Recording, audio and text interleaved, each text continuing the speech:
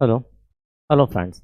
आज हम बात करने जा रहे हैं अंतोनियो ग्राम्सी के बारे में। और हम समझेंगे उनकी जो महत्वपूर्ण अवधारणा है उसके बारे में देखते हैं और किस प्रकार से उन्होंने हमारे समाज शास्त्र में जो महत्वपूर्ण योगदान दिया है उस महत्वपूर्ण योगदान के बारे में आज हम चर्चा करते हैं। चलिए फ्रेंड्स, प्रारंभ करते हैं आज की अपनी क्लास। और इस क्लास के अंतर्गत हम क्या देखने जा रहे हैं, अंतोनियो ग्राम्सी के बारे में समझते हैं।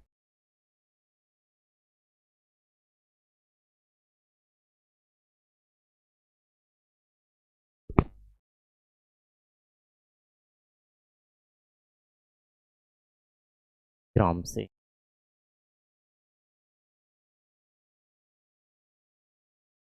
इटली के विचारक रहे हैं, ये है ना। कहाँ के विचारक रहे हैं? तो इटली में इनका जन्म हुआ और वहीं के विचारक रहे हैं। और इन्होंने समाजशास्त्र में महत्वपूर्ण योगदान दिया है। और इसे हम समझते हैं। बेसिक जानकारी आज हम देखते हैं सबसे पहले कि बेसिक जानकारी हमारी क्या है अंतोनियो ग्राम्सी के बारे में। जैसे कि हम बात करते हैं जन्म, तो जन्म स्थान के बारे में इनका कहाँ है। भाई जन्म इनका कहाँ हुआ है? जन्म हुआ है फ्रेंड इटली के अंतर्गत। कहाँ जन्म हुआ है? तो इटली में इनका जन्म हुआ है। जन्म कब हुआ है? तो इनका जन्म हुआ है 22 जनवरी 1891। जन्म कब हुआ फ्रेंड? 22 जनवरी 22 जनवरी 1891 में इनका जन्म हुआ है। स्थान कहाँ रहा है? तो फ्रेंड स्थान इनका रहा है इटली रहा है। और यदि मृत्यु की बात करते हैं कि मृत्यु कब होती है इनकी, तो मृत्यु की बात भी हम कर लेते हैं। एंटोनियो ग्राम्सी की जो मृत्यु रही है वह कब रही है? वह रही इनकी 27 अप्रैल 1937। कब रही फ्रेंड? 27 अप्रैल 1937 में इनकी मृत्यु रही है। और समाजशास्त्र के अंतर्गत मूल रूप से किस प्रकार से जाने जाते हैं वह भी हम बात करेंगे। तो मार्क्सवाद की आर्थिक निर्धारणवाद, जो मार्क्सवाद का आर्थिक निर्धारणवाद रहा है उस पर इनके विचार रहे हैं। और साथ ही साथ जो द्वंद्वात्मक भौतिकवाद रहा मार्क्स का, उस पर इनकी आलोचना रही है। यानी दो मार्क्सवाद के ऐसी मुख्य अवधारणाएं, आर्थिक निर्धारणवाद की अवधारणा और साथ ही साथ द्वंद्वात्मक भौतिकवाद की जो अवधारणा रही उस पर आलोचनात्मक वर्णन हमारा किसका मिलता है?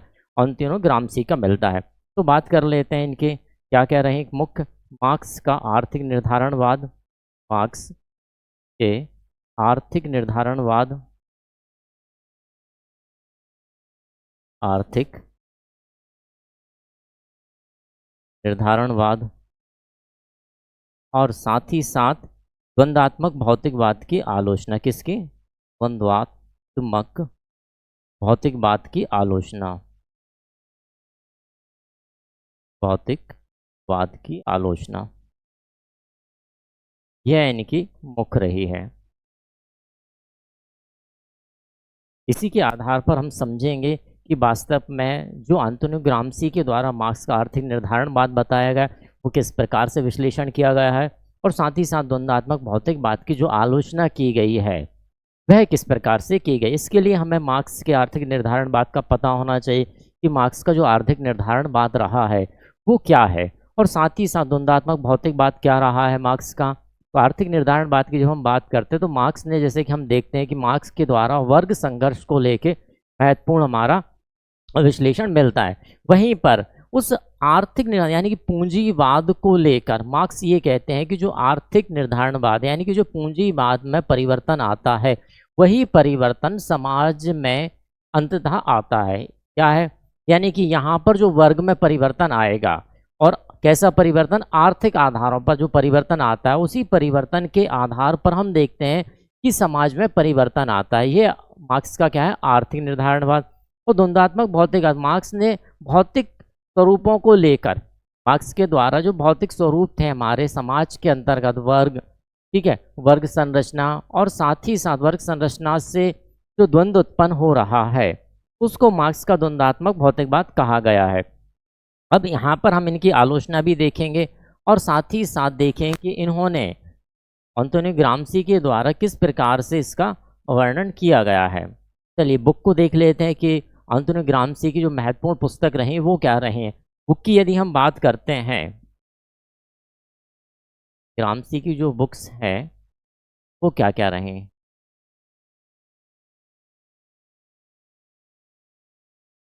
प्रथम बुक को हम देखते हैं। प्रथम बुक क्या रही? The modern Prince and other writing. क्या थी प्रथम book? The modern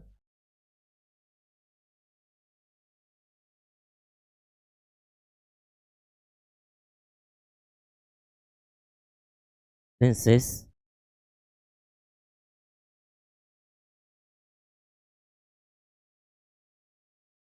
other writing. कब लिखी गई? तो फ्रेंड्स ये लिखी गई थी आपके 1959 में। कब लिखी गई फ्रेंड? यह लिखी गई है, पब्लिश जो हुई है, सॉरी, मृत्यु के उपरांत इनकी है पब्लिश हुई थी पुस्तक 1959 में। नेक्स्ट पुस्तक क्या रही है इनकी? नेक्स्ट पुस्तक की जब हम बात करते हैं तो नेक्स्ट पुस्तक इनकी है collection from the princess notebook. Collection from the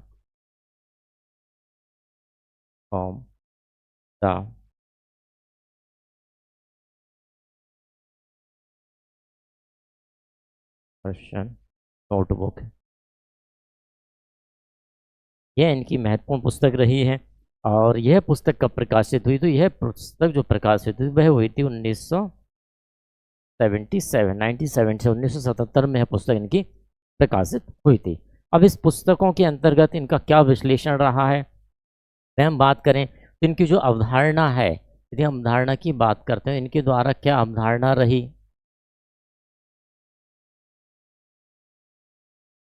अवधारणा क्या रही इनकी? तो इनके द्वारा प्राधान्य की अवधारणा दी गई। किसकी अवधारणा दी गई? प्राधान्य की अवधारणा इनके द्वारा दी गई। हालांकि अवधारणा आप पूछी तो नहीं जाती, लेकिन फिर भी हमें पता होना चाहिए कि एंटोनियो ग्राम्सी के द्वारा जो अवधारणा रही है वो क्या रही। तो प्राधान्य की अवधारणा रही, जिसे हमें प्राधान्य की अवधारणा। और दूसरा जो इनका विशेष रहा, जिसे मार्क्स का निर्धारणवाद कहा जाता है, या ग्राम्सी का मार्क्सवाद जिसे कहा जाता है, उसे कहा जाता है, उस अवधारणा को क्या कहा जाता है? विमर्श विश्लेषण। क्या कहा जाता है फ्रेंड? इसे विमर्श विश्लेषण कहा जाता है। और विमर्श विश्लेषण ही को ही क्या कहा जाता है? ग्राम्सी का मार्क्सवाद कहा जाता है। ठीक है, ये हमें ध्यान रखना है, विमर्श विश्लेषण। तो कई बार जो क्वेश्चन आया वो यहीं से आया है कि जो ग्राम्सी का मार्क्सवाद है उसे क्या कहकर पुकारा गया। तो उसे क्या कहा गया है? उसे कहा गया है विमर्श विश्लेषण। क्या कहा जाता है? विमर्श विश्लेषण कहा जाता है। और इसी विमर्श विश्लेषण को ग्राम्सी का क्या कहा गया है? मार्क्सवाद कहा गया है। ग्राम्सी का मार्क्सवाद। और इसी विमर्श विश्लेषण को ही हम यहाँ पर मूल रूप से समझेंगे। मूल रूप से हमें समझना आपके सिलेबस के अकॉर्डिंग, वो इसी को हमें समझना है। दोनों अवधारणाओं को हालांकि हम समझेंगे, प्राधान्य की अवधारणा को भी हम समझेंगे और इसको भी हम समझेंगे। तो पहला हम देखते हैं प्राधान्य की अवधारणा की। वास्तव में प्राधान्य जो है वह अवधारणा क्या है और किस प्रकार से यहाँ पर बताने का ग्राम्सी के द्वारा प्रयास किया गया। प्राधान्य है क्या, क्या इसके अंतर्गत है, और किस प्रकार से ये हमारे समाजशास्त्र में प्रयोग किया जाता है। चलिए बात करते हैं इसमें। मूल रूप से जब प्राधान्य की बात की जाती है तो यहाँ पर हम देखते हैं सांस्कृतिक नेतृत्व। क्या देखते हैं? सांस्कृतिक नेतृत्व की बात। अब देखिए, नेतृत्व आप सभी ने पढ़ा होगा। नेतृत्व होता क्या है? जब किसी व्यक्ति के द्वारा कुछ विचारों के आधार पर क्या किया जाता है? अगुवाई की जा रही हो। यानी कि यदि मैं कहूँ कि भाई मैं कुछ व्यक्ति हैं और उनको चलाने का प्रयास कर रहा हूँ, यानी उनकी अगुवाई कर रहा हूँ, तो उसे क्या कहा जाता है? उसे नेतृत्व कहा जाता है। यहाँ पर ग्राम्सी किस नेतृत्व की बात कर रहा है? सांस्कृतिक नेतृत्व। प्राधान्य क्या है? तो इनके अनुसार कहा गया है सांस्कृतिक नेतृत्व जो शासक वर्ग से होता है। सांस्कृतिक नेतृत्व जो किससे होता है? जो शासक वर्ग से होता है। किससे हो रहा है फ्रेंड? शासक वर्ग से। तो हम कह सकते हैं कि भी ऐसा नेतृत्व जो शासक वर्ग के द्वारा किया जा रहा है, ग्राम्सी के अनुसार क्या है? प्राधान्य है। किसके द्वारा? जो शासक वर्ग के द्वारा किया जाता है। जो शासक वर्ग के द्वारा किया जाता है या होता है, उसे क्या कहा गया है? ग्राम्सी के द्वारा उसे कहा गया है प्राधान्य। क्या कहा गया है? उसे प्राधान्य कहा गया है। क्लियर हुआ यहाँ तक? यानी कि यदि हम बात कर रहे हैं प्राधान्य क्या है, तो एक प्रकार का सांस्कृतिक नेतृत्व है जिसे शासक वर्ग के द्वारा किया जाता है। अब शासक वर्ग क्या होगा भाई? तो शासक वर्ग, जब हम मार्क्सवाद को पढ़ते हैं तो निश्चित बात है शासक वर्ग वह वर्ग है जो शासन कर रहा है। ठीक है ना? शासक वर्ग का मतलब क्या है? जो शासन कर रहा है, जो शासन कर रहा है। अब शासन किस पर किया जाएगा? निश्चित बात है वहाँ की जो प्रजा है उसी पर शासन किया जाएगा। तो हम उसे क्या कह रहे हैं? शासक वर्ग के। जैसे कि यदि हम बात करें कि एक पूंजीपति वर्ग है, एक श्रमिक वर्ग है, अब इसमें श्रमिक वर्ग क्या होगा और शासक वर्ग क्या होगा? तो जब हम शासक वर्ग की बात करें हम स्पष्ट कह सकते हैं कि भाई जो पूंजीपति वर्ग है, जिसके पास पूंजी का एकत्रीकरण है, यह श्रमिकों के लिए रोजगार दे रहा है या श्रमिकों के काम का या लाभ का उपभोग कर रहा है, उसे क्या कहा गया है? शासक वर्ग कहा गया है। तो क्लियर हुआ, प्राधान्य क्या है? सांस्कृतिक, ऐसा सांस्कृतिक नेतृत्व जो शासक वर्ग के द्वारा किया जाता है उसे क्या कहा गया? प्राधान्य कहा गया है। और इसके आगे यदि हम देखते हैं तो इसी में बस बात क्या जुड़ जाती है कि यह नेतृत्व परिवार, धार्मिक संस्था। अब ये जो है, ऐसा नहीं कहेंगे भाई हमेशा पूंजीपति वर्ग ही शासक वर्ग होगा। सामाजिक दृष्टिकोण से यदि हम देखते हैं तो मूल रूप से शासक कौन हुआ? तो भाई हम देखते हैं कि परिवार, जैसे कि हम कहते हैं कि भाई परिवार समाज की प्राथमिक इकाई, तो परिवार क्या हो गया? हमारा शासक वर्ग हो गया। इसी के द्वारा संस्कृति किसके द्वारा लाई जा रही है? यदि हम संस्कृति की बात करें तो संस्कृति किसके द्वारा लाई गई है? तो आप कहें सर परिवार के द्वारा, विभिन्न प्रकार की धार्मिक संस्थाओं के द्वारा। तो यहाँ पर वही चीज़ महत्वपूर्ण है, क्या हो गई भाई? परिवार हो गया हमारा, हमारी धार्मिक संस्थाएं हो गई, क्या हो गई? धार्मिक संस्था। जितनी भी धार्मिक संस्थाएं हैं जो संस्कृति को क्या कर रही हैं? ला रही हैं या एक स्थान से दूसरे स्थान पर परिवर्तित दे रहे, पीढ़ी दर पीढ़ी हस्तांतरित कर रहे हैं। परिवार है, धार्मिक संस्थाएं हैं, स्कूल है, यह सब क्या है भाई? स्कूल के माध्यम से भी तो हम देखते हैं ना कि संस्कृति एक पीढ़ी से दूसरी पीढ़ी जा रही है। और क्या हो सकते हैं? ये सभी की सभी क्या करती हैं? सांस्कृतिक नेतृत्व को आगे बढ़ा रहे हैं। हम कह सकते हैं भाई शासक वर्ग। अब शासक वर्ग को हम मूल रूप से यहाँ पर वर्ग व्यवस्था के अंतर्गत नहीं देख रहे हैं, यहाँ पर किस व्यवस्था के अंतर्गत देख रहे हैं? सामाजिक व्यवस्था के अंतर्गत। और सामाजिक व्यवस्था के अंतर्गत जब शासक वर्ग को देखा जाता है तो मूल रूप से एक ऐसा वर्ग हमारे सामने आता है जो समाज पर अपना आधिपत्य स्थापित कर रहा है। समाज पर आधिपत्य किसका है? तो हमने कहा परिवार का आधिपत्य, धार्मिक संस्थाओं का आधिपत्य, विभिन्न प्रकार के स्कूलों का आधिपत्य, विभिन्न प्रकार की संस्थाओं का आधिपत्य, जिनके द्वारा समाज पर आधिपत्य करके समाज को आगे बढ़ाने का प्रयास किया जा रहा है। आगे और यदि हम बात करते हैं तो इसी में हमारे मूल्य शामिल हो जाएंगे। भाई मूल्य भी क्या करते हैं? जो समाज के द्वारा स्वीकार कर लिए गए हैं। यदि मैं कहूँ कि समाज में कोई विचार आया और वह विचार धीरे धीरे आगे बढ़ते हुए सभी सामाजिक प्रणालियों पर क्या कर लिया? उसने अपना आधिपत्य स्थापित कर लिया और समाज की स्वीकृति प्राप्त कर ली है। तो समाज की स्वीकृति प्राप्त कर लेने से वह क्या बन जाता है? वह मूल्य बन जाता है। क्या बन जाता है फ्रेंड? मूल्य बन जाता है। अब यदि मूल्य है और मूल्य के साथ क्या जुड़ेंगे? भाई मान्यताएं भी जुड़ेंगी ना। मूल्य के साथ क्या रहता है? हमेशा मान्यताएं। मूल्य कब मूल्य कहला रहा है? जब समाज द्वारा उन्हें क्या मिल जाती? स्वीकृति या मान्यता मिल जाती, तभी ना वह मूल्य बनते हैं। तभी हम उसे कहते हैं ना कि भाई ये हमारे समाज का आदर्श मूल्य है, ठीक है, आइडल वैल्यू है, वह हमारी बन गई है। यहाँ पर हम वहाँ देख रहे हैं। फिर इन्हीं मान्यताओं को यदि ग्रामसी के अनुसार हम समझें तो यह जो हमारे परिवार, धार्मिक संस्थाएं, स्कूल और मूल्य ये मान्यताएं जुड़ जाती हैं, यह आगे चल के क्या करती हैं? क्या कर रही हैं भाई? ये समाज को समाज में प्राधान्य का वर्चस्व समाप्त नहीं कर पाती या किया जाता नहीं किया जाता है। अब यह जब समाज में किसी भी प्रकार से यदि हम यहाँ पर बात करें कि समाज में कुछ नया लाना है, क्या लाना है? समाज में कुछ यदि नया लाना है तो जब तक ये सामाजिक संस्थाएं या यहाँ प्राधान्य की जो बातें जुड़ी रहेंगी वे समाज में किसी न किसी वर्चस्व को क्या कर रहे हैं? सफल नहीं होने देंगे। भाई जैसे हम कहते हैं समाज में कोई नया परिवर्तन आना है तो नया परिवर्तन आने के पहले हम क्या देखते हैं? इन चीज़ों से उसे गुजरना पड़ता है या इन इकाइयों से उसे गुजरना पड़ता है। यदि कोई व्यक्ति पूर्वाग्रह से ग्रसित है, देखिए यहाँ पर ध्यान से सुने आप कि यदि कोई व्यक्ति या कोई समाज या कोई समुदाय पूर्वाग्रह से ग्रसित है तो क्या वास्तव में वह परिवर्तन को स्वीकार कर पाएगा? या परिवर्तन में जो परिस्थितियां बदल रही हैं क्या उन्हें स्वीकार कर पाएगा? नहीं कर पाएगा। इसलिए कोई भी सफल कार्य यहाँ पर क्या हो जाता? फिर सफल नहीं हो पाता है। और यहाँ पर जो ग्रामसी कह रहे हैं वह क्या कहते हैं,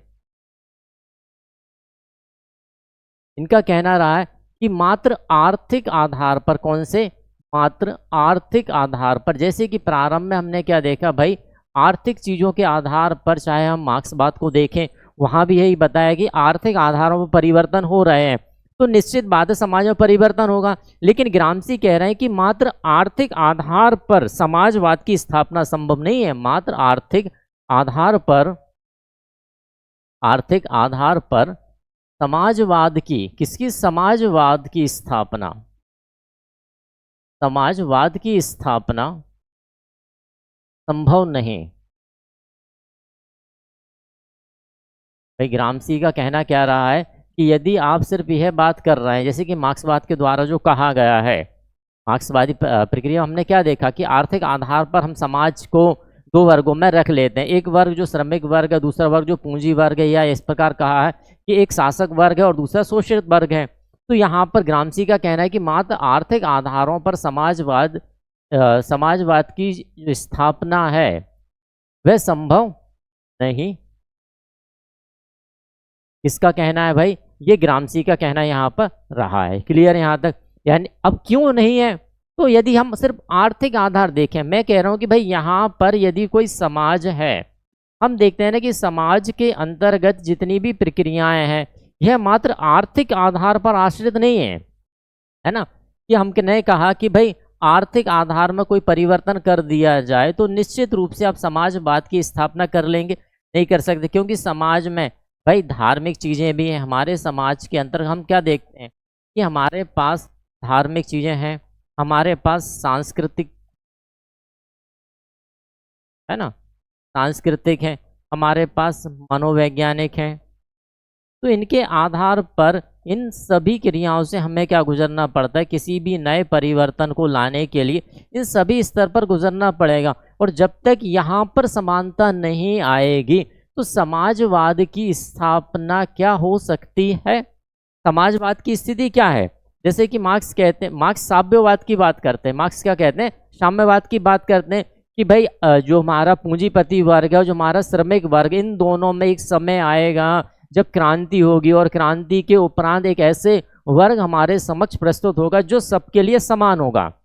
यानी कि बात साम्यवाद की मार्क्स के द्वारा कही गई। यहाँ पर कुछ हद तक हम क्या देख रहे हैं, समाजवाद की बात ग्रामसी के द्वारा कही जा रही है। और ग्रामसी क्या कह रहे हैं कि सिर्फ आर्थिक आधारों पर समाजवाद की स्थापना संभव नहीं है। उन्होंने बताया भी क्यों संभव नहीं है, क्योंकि हम समाज में प्राधान्य की जो स्थिति देख रहे हैं भाई, हमारी धार्मिक है, सांस्कृतिक है, मनोवैज्ञानिक है, और विभिन्न प्रकार के जो इकाइयां हैं उन इकाइयों के आधार भी यही हैं कि इनके आधार पर समाज में धर्म भी चल रहा है, संस्कृति भी चल रही, मनोविज्ञान भी चल रहा है, और विभिन्न प्रकार की जो संस्थाएं हैं उन संस्थाओं के कारण इन नियम प्रतिनियमों को क्या किया जा रहा है, एक पीढ़ी से दूसरी पीढ़ी में हस्तांतरित भी किया जा रहा है, यानी कि पहुंचाया भी जा रहा है। तो मात्र आर्थिक आधार पर हम ये कल्पना नहीं कर सकते हैं। आगे ग्रामसी क्या कहते हैं भाई, आगे ग्रामसी का कहना क्या रहा है, यहाँ तक बताते हुए ग्रामसी का कहना रहा है कि सामाजिक सिद्धांत और राजनीतिक व्यवहार दोनों कैसे हैं, हम कह सकते हैं कि सम्मिलित हैं, ये समन्वित करने का यहाँ पर प्रयास करते हैं। किस किस की बात की इन्होंने, सामाजिक सिद्धांत, सबसे पहली बात इनके द्वारा की है ये कि भाई सामाजिक सिद्धांत। अब सामाजिक सिद्धांत किसे कहते हैं हम, कि भाई इस समाज को चलाने के लिए सामाजिक सिद्धांतों का निर्माण किया जाता है। तो वह सामाजिक सिद्धांत भी यहाँ शामिल है। हमने कहा आर्थिक चीज़ें तो आर्थिक सिद्धांत भी आएंगे, धार्मिक है तो धार्मिक सिद्धांत भी आएंगे, सांस्कृतिक भी आएंगे, संस्थात्मक सिद्धांत भी आएंगे। प्रत्येक सिद्धांत का यहाँ पर होना जरूरी है। और जैसे कि यहाँ पर कहा गया भाई राजनीति, तो समाज में हमारे राजनीति भी तो है। तो यहाँ पर ग्रामसी का कहना क्या रहा है कि जो हमारे सामाजिक सिद्धांत है और राजनीतिक व्यवहार, सामाजिक सिद्धांत और क्या कहा इन्होंने, राजनीतिक व्यवहार, राजनीतिक व्यवहार। तो देखिए समाज को चलाने के लिए और राजनीति को चलाने के लिए कहीं ना कहीं राजनीति के द्वारा जो नियम कानून बनाए जा रहे हैं या राज्य से संबंधित नीतियां बनाई जा रही हैं वो अंततः समाज पर ही लागू हो रहे हैं। तो कहीं ना कहीं हमारे सामाजिक सिद्धांत और राजनीतिक व्यवहार आपस में कैसे होंगे भाई, समन्वित तो होंगे ही होंगे। या ये कहें दोनों में क्या होता है, व्यवहार दोनों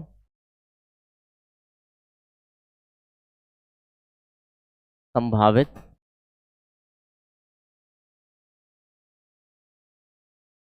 क्या हो सकते हैं भाई, संभावित करने तथा मार्क्स के विचारों को अलग ढंग से विश्लेषण करने का ये प्रयास करते हैं। दोनों का क्या कर रहे हैं ये, संभावित नहीं, यहाँ पर करो आप समन्वित कर ले, है ना, इसे संभावित नहीं समन्वित करो इसे, या सम्मिलित कर ले, दोनों को सम्मिलित कर रहे हैं। और साथ ही साथ ये क्या कह रहे हैं, मार्क्स के विचारों को, इसके मार्क्स के विचारों को, मार्क्स के विचारों को अलग ढंग से विश्लेषण करने,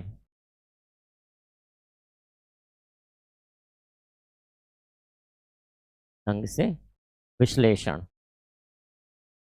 भाई मार्क्स ने विश्लेषण किस प्रकार से किया था, मार्क्स का विश्लेषण सिर्फ और सिर्फ आर्थिक आधार पर था। वहीं यहाँ पर ग्राम्सी किसे ले रहे हैं भाई, सामाजिक सिद्धांतों को भी ये सामाजिक सिद्धांतों को भी शामिल कर रहे हैं।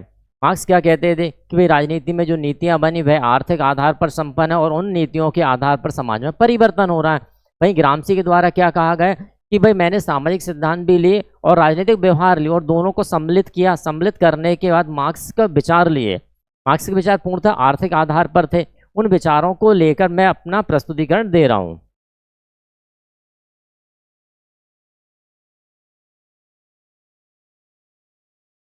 आगे ग्राम्सी का कहना क्या रहा है, ग्राम्सी आगे कहते हैं कि राजनीति और विचारधारा को, किसको, राजनीति और विचारधारा को आर्थिक निर्धारणवाद से क्या करना चाहिए, स्वतंत्र रखना चाहिए। आर्थिक निर्धारणवाद से इनका कहना है कि स्वतंत्र रखा जाना चाहिए। किसको, राजनीति और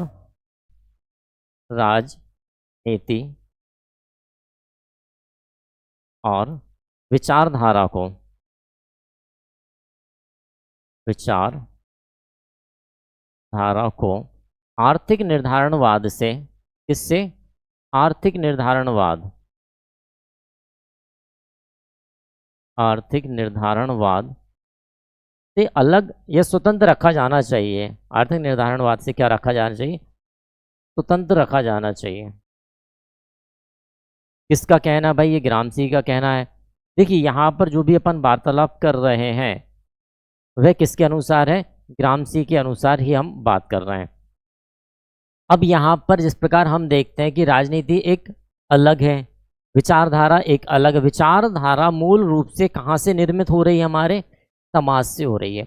और राजनीति कहाँ हो रही है, तो समाज के अंदर जो एक इकाई है उस इकाई से हमारी राजनीतिक क्रियाओं का क्या हो रहा है, निर्माण हो रहा है और वह समाज पर लागू की जा रही हैं या क्रियान्वित की जा रही हैं। तो हम ये कह सकते हैं कि भाई यदि हमारी विचारधारा यहाँ समाज के लिए कुछ है तो निश्चित बात ही ये विचारधारा अलग है। और यदि हम राजनीतिक व्यवहार की बात कर रहे हैं, ये विचारधारा अलग है हमारी। और आर्थिक निर्धारण बात की बात करें तो इनका एक सीमांत अलग अलग होना चाहिए, ऐसा ग्राम्सी का कहना है। ऐसा बिल्कुल नहीं है कि आर्थिक निर्धारण बाद में यदि कोई बात लागू होती है उससे ही समाज परिवर्तन, ऐसा बिल्कुल नहीं।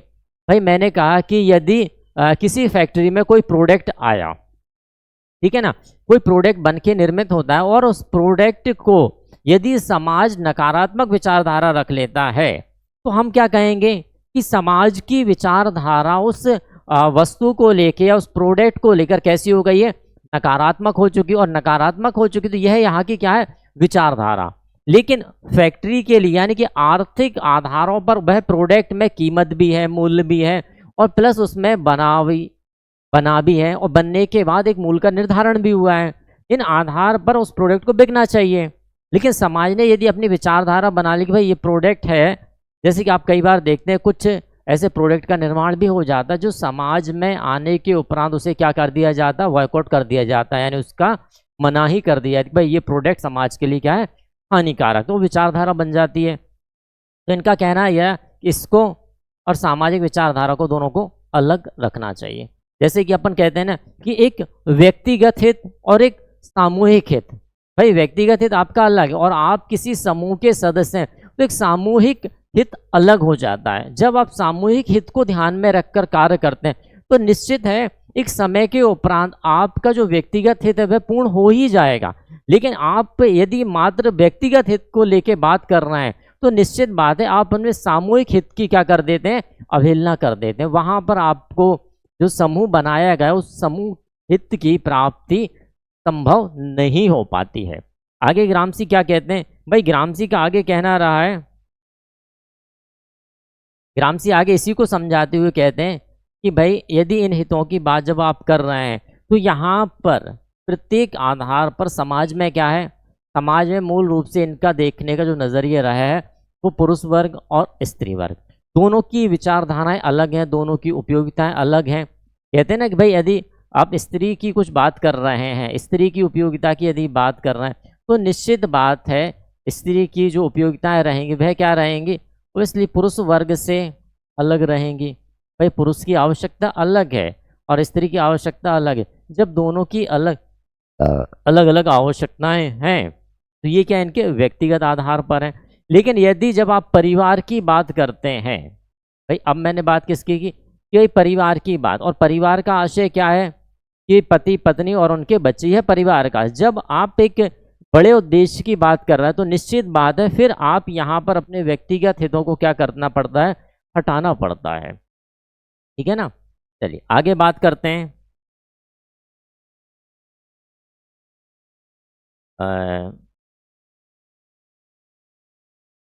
इन्होंने कहा कि भाई स्त्री पुरुष है अपने संबंधों के आधार पर, स्त्री पुरुष अपने संबंधों के आधार पर, अपने संबंधों के आधार पर अपनी जो परिस्थितियां रहती हैं उन परिस्थितियों में क्या कर सकते हैं, परिवर्तन ला सकते हैं। स्त्री पुरुष अपने संबंधों के आधार पर, संबंधों के आधार पर अपनी परिस्थिति में, देखिए यहाँ पर अपनी अपनी परिस्थितियों की बात की जा रही, तो अपनी हम बात कर रहे हैं परिस्थितियों के बारे में, अपनी परिस्थितियों में परिवर्तन ला सकते हैं, बिल्कुल निश्चित ला सकते हैं। परिस्थितियों में क्या कर सकते हैं, वह परिवर्तन ला सकते हैं। कैसे ला सकते हैं, देखिए हाँ परिवर्तन लाने के लिए निश्चित बात है कि हमें क्या करना पड़ेगा, अपने स्तर पर प्रयास करना पड़ेगा। ठीक है ना, प्रत्येक व्यक्ति को करना रहता है। यदि आपको कुछ परिवर्तन लाना है, अब आपके लिए यदि कोई महत्वपूर्ण है तो निश्चित बात है यदि आपकी आवश्यकता तो आपको ही प्रयास करना पड़ेंगे, आपकी आवश्यकता है तो आपको ही प्रयास करने पड़ेंगे। जब तक आप क्या हो, अलग अलग है, व्यक्तिगत की बात कर रहे हैं। लेकिन जब आप सामूहिकता की बात कर रहे हैं तो कहा जाता है कि भाई सामूहिकता की बात यदि आप की जा रही तो निश्चित बात है वहां पर व्यक्तिगत जो हित रहते हैं वह शून्य करना ही आवश्यक है, वहां पर व्यक्तिगत बात नहीं आती है। ठीक, चलिए आगे क्या कह रहे हैं, पूंजीवादी वर्ग को समाप्त करने के लिए इनका आगे कहना क्या रहा है। देखिए यहाँ पर जो वर्ग जुड़े हुए हैं तो कौन कौन से वर्ग, वही पूंजीवादी वर्ग, क्योंकि मार्क्सवाद है तो निश्चित बात है पूंजीवादी वर्ग की बात आएगी, क्योंकि यहाँ पर मूल उद्देश्य किया जा रहा है समाजवाद की बात यहाँ पर आ रही है। तो इन्होंने कहा कि पूंजीवादी जो वर्ग है, कौन सा वर्ग है, पूंजीवादी वर्ग को समाप्त करने के लिए क्या करना पड़ता है इनके लिए, कि भाई जो राजनीतिक बल है, विचारधारा का जो तंत्र है, और इन तंत्रों के आधार पर शासित वर्ग मूल रूप से स्वीकृति प्राप्त कर सकता है। शासक वर्ग का मतलब क्या है, यहाँ पर जो हमने कहा कि भाई धार्मिकता हमारी चल रही है, जो हमारा मूल वर्ग है, यदि आप परिवर्तन लाना चाहते हैं और तो वहाँ पर यदि शासक वर्ग ने आपको स्वीकृति प्राप्त कर दी तो निश्चित हमारी क्या आ जाती है कि हम उस समाज को एक कहाँ पर ला सकते हैं, एक समाजवादी परिप्रेक्ष्य पर ला सकते हैं। आगे इनका कहना क्या, जो पूंजीपति वर्ग है, पूंजीपति वर्ग यह मूल रूप से किस पर आधारित रहता है। पूंजीपति वर्ग की जब भी बात की जाती है तो पूंजीपति जो वर्ग किस पर आधारित, तो निश्चित बात है हमारे श्रमिक वर्ग पर। किस पर आधारित है, पूंजीपति वर्ग किस पर आधारित है भाई, किस पर, श्रमिक वर्ग पर, श्रमिक वर्ग पर आधारित है। और यदि श्रमिक वर्ग को हटा दिया जाए, हमने कहा कि भाई श्रमिक वर्ग को हटा दिया गया, तो स्थिति क्या है, क्या पूंजीपति वर्ग आगे बढ़ पाएगा? तो आपके सर बिना श्रमिक वर्ग के पूंजीपति वर्ग कैसे बढ़ सकता है? पॉसिबिलिटी नहीं है ना भाई। पूंजी यदि आपने इकट्ठी कर ली, मशीनरी लगा ली, हर प्रकार की व्यवस्था है, लेकिन वहां पर श्रम करने वाला व्यक्ति ही नहीं है। यदि श्रम करने वाला व्यक्ति नहीं है तो पॉसिबिलिटी क्या है कि पूंजीपति वर्ग आगे बढ़ पाएगा? नहीं बढ़ पाएगा। और यदि यह स्वीकृति दे दे कि ठीक है भाई मत करो, तो स्थिति क्या होगी? कोई भी कार्य नहीं यहां पर हो पाएगा। क्लियर है? और यहां पर जो प्रभुत्व है, जो श्रमिक वर्ग है, यहां पर क्या विचारधारा चले, तो इन सभी की विचारधारा क्या हो जाती है भाई?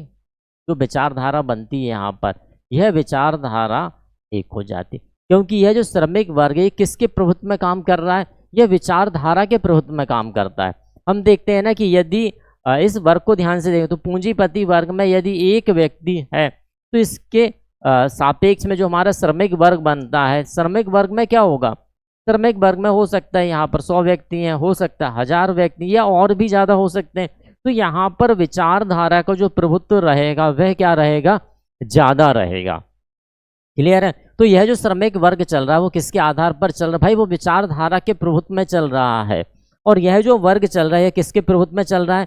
ये अपने संसाधनों के प्रभुत्व में चल रहा है। देखिए पूंजीपति वर्ग के पास क्या है? संसाधन ही है ना। और हमारे श्रमिक वर्ग के पास क्या है? विचारधारा। हमारा श्रमिक वर्ग तो विचारधारा पे काम कर रहा है, वहीं पूंजीपति वर्ग किसके? संसाधन के आधार पर यहाँ पर काम कर रहा है। क्लियर है? फिर आगे यहाँ कहते हैं कि यह जो प्रभुत्व बन रहा है यह पूर्ण रूप से क्या है? यह जो प्रभुत्व जो बन रहा है हमारे श्रमिक वर्ग या हमारे पूंजीपति वर्गों में, तो यहाँ पर जो चेतना उत्पन्न होती है वह कैसी है? द्वैध चेतना। आपने देखा होगा कि जो श्रमिक वर्ग है यहाँ पर चेतना, अब चेतना यहाँ पर कैसी है? तो यह जो चेतना यहाँ पर काम करी है द्वैध चेतना है। कैसी चेतना है फ्रेंड? द्वैध चेतना है। कैसी चेतना है? ये द्वैध चेतना है। अब द्वैध चेतना क्यों हो रही है भाई? श्रमिक ज्यादा है लेकिन श्रमिकों में आर्थिक स्तर क्या रहता है? कमजोर रहता है। तो कई बार आपने देखा होगा कि यदि श्रमिक वर्ग विचारधारा में तो चल रहा है, जैसे हमने कहा कि भाई किसी फैक्ट्री में हड़ताल करना है, अब हड़ताल करने पे सारे श्रमिक एक तो हो गए, लेकिन स्थिति क्या होती है कई बार कि एक होने के उपरांत भी स्थितियां बदल जाती है। कुछ श्रमिक निकल के कहाँ जाते कि भाई मैं तो काम कर रहा हूँ। होता है कई बार, आपने देखा होगा। यदि ये व्यक्ति काम करने यहाँ जाता तो यह जो चेतना है वो कैसी चेतना हो जाती है? इसे द्वैध चेतना कहा गया। और इसी द्वैध चेतना को आगे ये ग्रामसी क्या बताते हैं? एक भाग में पूंजीपति अपने पक्ष में बनाए रखना चाहता है, एक भाग इनका क्या है कि जो पूंजीपति वर्ग है, कैसा वर्ग? पूंजीपति। इस चेतना को क्या करना है? वे पूंजीपति वर्ग अपने पक्ष में, वर्ग अपने पक्ष में बनाए रखता है। इसे बनाने की बात कर रही है, यह श्रमिक वर्ग या हमारे कामगार वर्ग की बात यहाँ पर की जा रही है। और दूसरी चेतना क्या होगी भाई? एक चेतना ये होगी, बाकी दूसरी चेतना क्या होगी? तो दूसरी चेतना के बारे में ग्रामसी क्या कहते हैं? इनका कहना रहा है कि सामान्य ज्ञान से होता है, यानी कि दूसरे भाग में ये क्या कहते हैं, जो दूसरा भाग है, दूसरे भाग में का सामान्य ज्ञान होता है।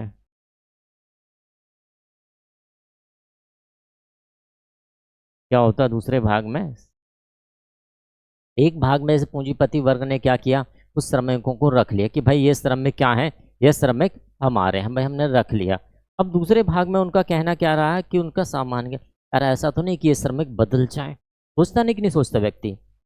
यदि मैंने किसी को अपने पास रखा है तो ऐसा भी तो हो सकता है कि कई बार व्यक्ति बदल जाया करते हैं। तो वहाँ हमारी सोच रहेगी कि तो पहला भाग हमने ये रखा कि पक्ष में तो है, लेकिन दूसरे भाग में हम उसका सोच भी रहे हैं कि यार कहीं बदल गया तो। यह स्थिति भी यहाँ पर चलती है। क्लियर हुआ? चलिए आगे बात करते हैं ग्रामसी की। आगे क्या कहते हैं? जो सामान्य भाग बन रहा है, यानी जो दूसरा भाग बन रहा है, उसी को यह क्या मानते हैं कि भाई दूसरे भाग में ही क्या होने वाली है? क्रांति होने वाली है। कि जो दूसरा भाग है, पहला भाग तो ठीक है मेरे फेवर में तो है ही, लेकिन जो दूसरा भाग है जो मैंने सोच रहा हूँ कि भाई ये जो व्यक्ति हैं ये बदल सकते हैं, तो निश्चित बात है जितनी भी परेशानियां, समस्याएं, क्रांति वो दूसरे वर्ग में ही आपको देखने को मिलेंगी, है ना। तो ग्रामसी का कहना क्या रहा है कि सामान्य ज्ञान में ही क्रांति, जो दूसरा भाग है ना, जैसे हम क्या कह रहे हैं, सामान्य ज्ञान कह रहे हैं ना दूसरे भाग को हम, है ना। तो सामान्य ज्ञान में ही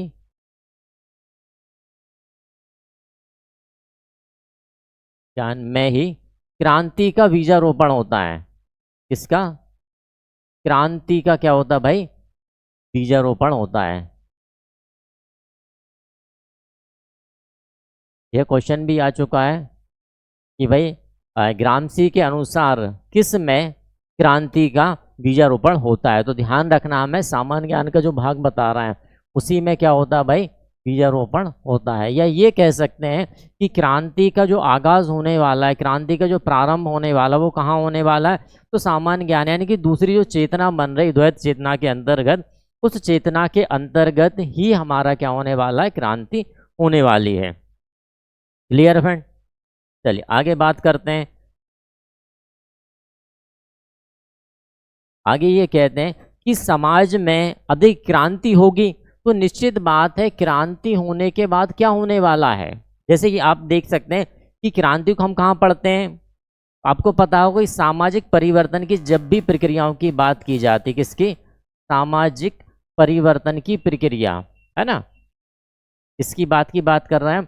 सामाजिक परिवर्तन की प्रक्रियाओं की जब बात की जाती है तो उसमें एक प्रक्रिया हमारे पास क्या निकल के आती है? जब भी हम प्रक्रियाओं की बात, एक प्रक्रिया हम क्या देखते हैं भाई? क्रांति, है ना। तो जब क्रांति की बात जहाँ पर आ गई है तो क्रांति में हम क्या देखेंगे? अब कहीं ना कहीं हम बात किसकी कर रहे हैं भाई? परिवर्तन की। और परिवर्तन किससे जुड़ा हुआ है? परिवर्तन किससे जुड़ा हुआ है? परिवर्तन हमारी विभिन्न प्रकार की प्रक्रियाओं से जुड़ा है, जैसे संस्कृतिकरण है, विकास है, उद्विकास है, प्रगति है, revolution, evolution, development, progress, modernisation, culturalisation, ये सब क्या हमारी परिवर्तन की प्रक्रियाएं। उन प्रक्रियाओं में क्या? क्रांति। अब क्रांति का यदि बीजारोपण हो चुका तो निश्चित बात है यह जो परिवर्तन होने वाला है, त्वरित उग्र परिवर्तन, जिसे क्रांति से हम क्या देखते हैं? यही कहते हैं ना कि भाई क्रांति, अचानक समाज में आया हुआ परिवर्तन ही क्रांति कहलाता है। यानी कि हम उसे कह सकते हैं त्वरित परिवर्तन, त्वरित और उग्र परिवर्तन। क्या कहा जाता है उसे? त्वरित, या हमने कह दी भाई उग्र परिवर्तन। भाई क्रांति आई, अब क्रांति के आने से निश्चित बात है परिवर्तन तो निश्चित है होना है। वो परिवर्तन कैसा है? त्वरित या उग्र परिवर्तन है। तो उग्र परिवर्तन तभी हो सकता है जब क्रांतिकारी चेतना का पूर्ण विकास हो। उग्र परिवर्तन, त्वरित परिवर्तन कब हो सकता है? तो भाई तभी हो सकता है, तभी हो सकता है जब, हो सकता है जब चेतना है। कौन सी चेतना? अब क्रांति जोड़ रही है तो क्रांतिकारियों की जो चेतना है, तभी हो सकता है जब क्रांतिकारियों की चेतना, क्रांतिकारियों की चेतना का विकास हो चुका हो, क्रांतिकारियों की चेतना, की चेतना का विकास हो गया हो,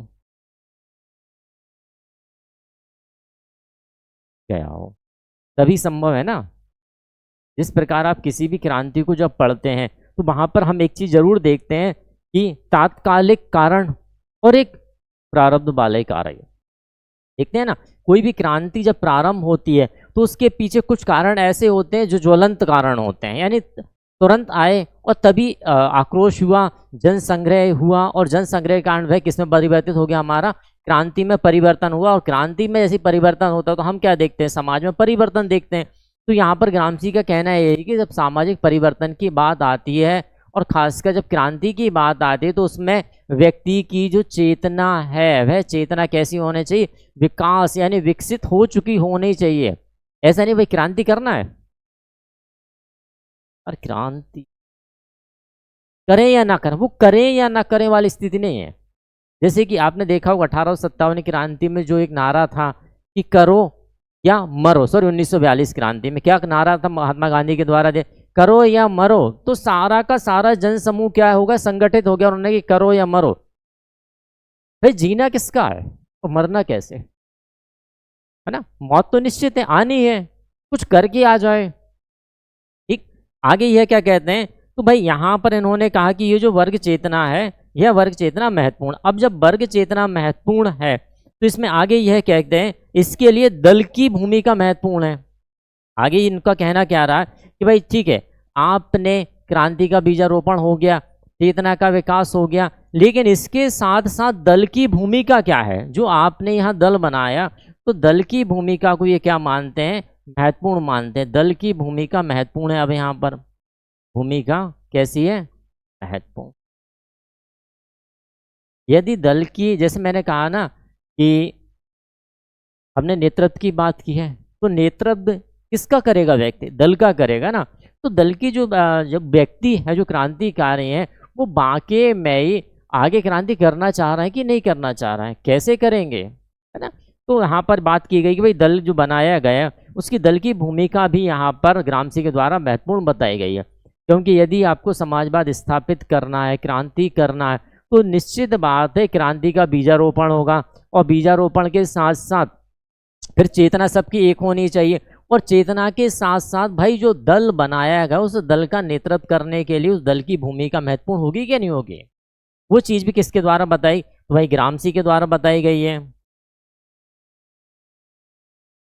और फिर ये कहते हैं भाई अब बात किसकी आ गई कि ये जो वर्ग बन चुका है, तो वर्ग संघर्ष में ये कहते हैं फिर कि वर्ग संघर्ष में क्या कहा इन्होंने, वर्ग संघर्ष में, वर्ग संघर्ष में ये कहते हैं कि वर्ग संघर्ष तो बन गया, वास्तव में इस वर्ग संघर्ष के अंतर्गत जो व्यक्ति हैं, जो व्यक्ति वो कैसे होंगे भाई, वर्ग संघर्ष में अधिकांश बुद्धिजनों के समूह होते हैं। क्या कहना रहा है इनका, अधिकांश बुद्धिजनों के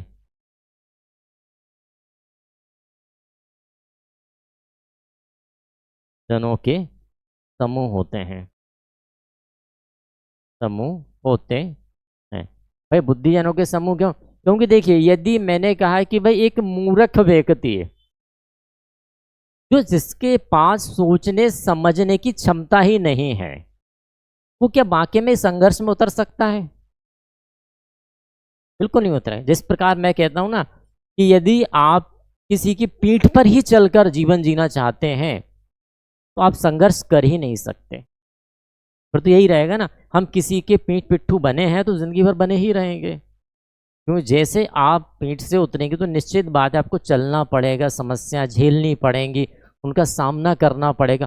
प्रत्येक आधार पर ये सारी चीज़ें आपको करनी ही रहेंगी, और उन समस्याओं को समाधान भी निकालना पड़ेगा। प्रत्येक स्तर पर आपको समस्याएं फिर मिलना प्रारंभ हो गई। तो यहाँ पर वही कहा कि भाई वो वर्ग जो कैसा है, अब संघर्ष में जब उतर रहा तो निश्चित बात है वो वर्ग कैसा होगा, उसमें बुद्धि है, तर्क करने की क्षमता है, संघर्ष करने की क्षमता है, और समाधान निकालने की भी क्षमता है।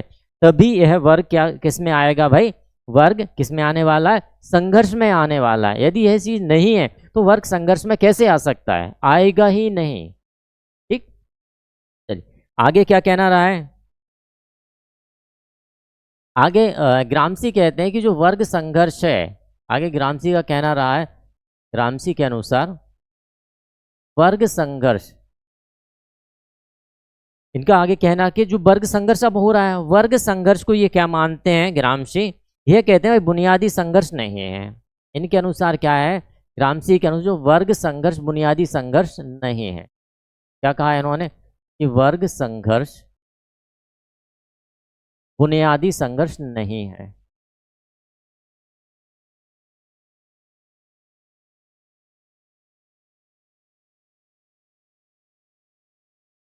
नहीं भाई, इन्होंने ऐसा क्यों कह दी कि वर्ग संघर्ष बुनियादी नहीं है, तो इसके पीछे हम देखते हैं कि भाई देखिए जो समाज बना हुआ है हमारा, इस समाज में ऐसा तो नहीं है कि हमेशा वर्ग विद्यमान रहे हों।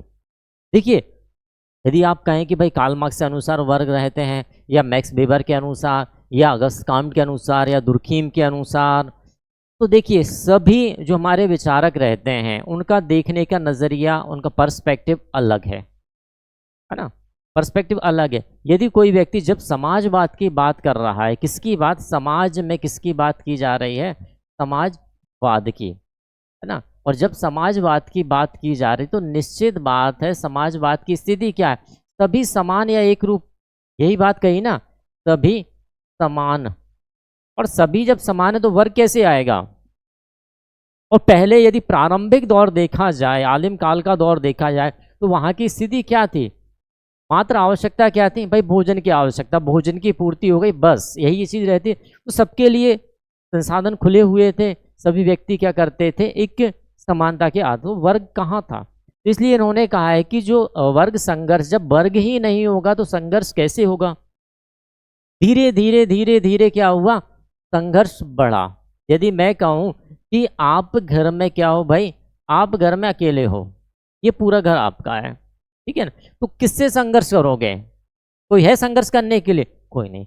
लेकिन फिर भाई एक और आ गया, फिर एक और आ गया, अब संघर्ष क्या होता है, बढ़ता जा रहा, फिर एक और आ गया, फिर एक और आ गया। इस प्रकार जब बढ़ते जाएंगे तो हमने क्या देखा, अब संघर्ष बढ़ा। तो संघर्ष जब बढ़ेगा तो निश्चित बात है फिर वर्ग भी बनना प्रारंभ हो जाएंगे। फिर क्या होगा, फिर वर्ग यहाँ बनना प्रारंभ हो सकता है, ये आपस में क्या करें, एक वर्ग बना लें, हो सकता है ये आपस में एक वर्ग बना लें, और हो सकता है भाई ये व्यक्ति भी आपस में वर्ग बना लें, बन गए वर्ग। तो वर्ग कोई बुनियादी चीज यहाँ पर नहीं है ग्रामसी के अनुसार। क्लियर हुआ।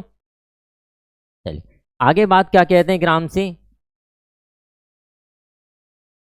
आगे ग्रामसी का कहना क्या है, संघर्ष के कई कारण हो सकते हैं।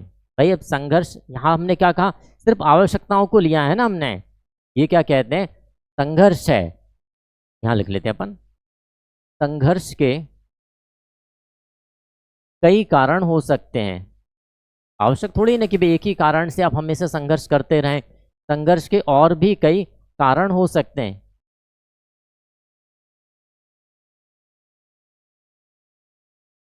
जब तक हमारा समाज है तो समाज में हम क्या देखते हैं कि भाई एक समाज है तो समाज में बहुत सारी चीज़ें चल रही हैं। हमने कहा भाई राजनीति, हाँ भाई बिल्कुल राजनीति चल रही है तो राजनीति एक संघर्ष का कारण हो सकता है। हमने कहा भाई ज्ञान, ज्ञान भी संघर्ष का कारण है। हमने कहा कि भाई धार्मिकता, धार्मिकता भी संघर्ष का कारण है। समाज में क्या, धर्म भी है, जातिवाद भी है, जाति भी है, वर्ग भी है, बहुत सारे हैं, या आर्थिक प्रक्रियाएं भी हैं। तो इसमें से कोई भी चीज आपके क्या हो सकती है, संघर्ष का कारण बन सकती है। आवश्यक नहीं कि हम एक को ही लेकर देखें, है ना। ग्रामसी यही कहना चाहते हैं कि भाई जो संघर्ष है उसमें एक के आधार पर आप वर्ग संरचना में परिवर्तन को प्रदर्शित नहीं कर सकते, क्योंकि वर्ग, ये जो समाज बना है तो समाज जो बना है तो समाज के अंदर इस समाज को बनाने के लिए हम क्या देखते हैं, सामाजिक संरचना को भी देखते हैं ना। इसको देखते हैं सामाजिक संरचना। तो इस सामाजिक संरचना में हो सकता है ये कोई भी मुद्दा है, कोई भी कारण हो सकता है जिसमें संघर्ष आए और संघर्ष के कारण यहाँ पर परिवर्तन संभव हो जाए। क्लियर है यहाँ तक। अब जैसे ही संघर्ष हो सकता है, कई कारण हो सकते हैं, और उन कई कारणों में इनका कहना क्या रखा है, जो कई कारण है तो इनका कहना कुछ महत्वपूर्ण कारणों पे कहा। इन्होंने कहा कि भाई जैसे कि धार्मिक, कई कारणों में इन्होंने कहा धार्मिक हो सकते हैं, सांस्कृतिक हो सकते हैं, इनके अनुसार धार्मिक हो सकते हैं, सांस्कृतिक हो सकते हैं, वैचारिक भी हो सकते हैं इनके अनुसार, है ना, वैचारिक। जैसे कि आपने देखा होगा शीत युद्ध वास्तव में क्या है भाई, शीत युद्ध क्या है, एक युद्ध वो कि हमने हथियार लिए और हम बॉर्डर पे पहुंच के बस लड़ाई कर रहे हैं, है ना, युद्ध कर रहे हैं, वो भी युद्ध है। और एक वैचारिक युद्ध, भाई विचारों से युद्ध करना, भाई इस देश के खिलाफ हमने कुछ लिख दिया, फिर उस देश ने कुछ लिख दिया, फिर उस देश ने कुछ लिख, इसे क्या कहा जाता है, इसे वैचारिक। तो वैचारिक मतभेद होने के उपरांत भी क्या होता है, संघर्ष के कारण यहाँ पर बनने लगते हैं। क्लियर हुआ था। आगे यह क्या कहते हैं, परिवर्तन की गति के बात करते हैं कि भाई देखिए अब इतने कारण होंगे तो इसमें से जिस भी कारण में क्रांति हो गई, यदि हमने कहा किसी के विचार को लेके बहुत ज़्यादा क्रांति बढ़ गई तो भी हम परिवर्तन देखेंगे। किसी की संस्कृति को लेके क्रांति बढ़ गई, जैसे कि हमने जब हमारे पास क्या 1991 का दौर रहा, भारत की बात यदि मैं करूं, 1991 के दौर में हमने क्या देखा, हमारे पास कुछ ऐसी नीति आई, जैसे कि हमने बात की उदारीकरण की नीति, उसी समय हमारे पास आई, ठीक है ना, उदारीकरण की नीति। हमारे पास निजीकरण की नीति उसी समय आई। निजीकरण की नीति। और साथ ही साथ एक महत्वपूर्ण नीति से हम क्या कहते हैं, वैश्वीकरण, है ना, वैश्वीकरण की नीति भी हमारे पास आई। तो इनके कारण देखिए वैश्वीकरण के दौरान हमारे साथ क्या हुआ कि हमारी संस्कृति, हमारी सभ्यता एक देश से दूसरे देश वैश्विक स्तर पर पहुंच गई। ऐसे यहाँ पर निजीकरण की बात, तो हमारे यहाँ का जो भी उत्पाद है वह भी हमारे वैश्विक स्तर पर पहुंच गया। और यदि उदारीकरण की बात करें तो उदारीकरण में हमने क्या देखा कि उत्पाद है वह क्या है, उद्योग हमारे यहाँ आ गए, हमारे उद्योग वैश्विक स्तर पर जा चुके थे। निजीकरण में व्यक्तिगत स्वामित्व की बात यहाँ पर बढ़ती गई। तो इनके कारण हमारे पास विभिन्न प्रकार के परिवर्तन आए, और परिवर्तन की गति के बारे में ग्रामसी ने जो विचार दिए, ग्रामसी वो मार्क्स से भिन्न रहे। ठीक है ना, ये हम पहले भी बात कर चुके हैं कि मार्क्स के विचार ग्रामसी से ग्रामसी के विचार मार्क्स से क्या थे, भिन्न थे। मार्क्स सिर्फ आप किस पर ले रहे थे, आर्थिक आधारों पर बात कर रहे थे, संघर्ष की बात मार्क्स के द्वारा गई।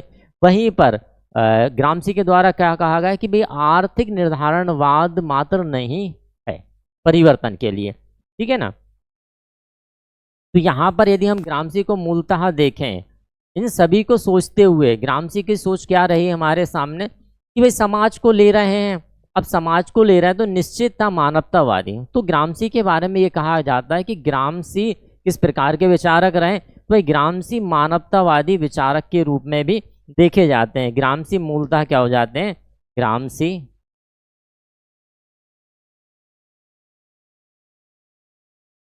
मूलतः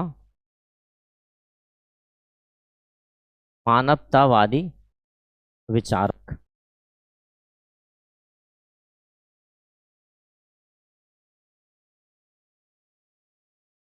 क्लियर हुआ फ्रेंड?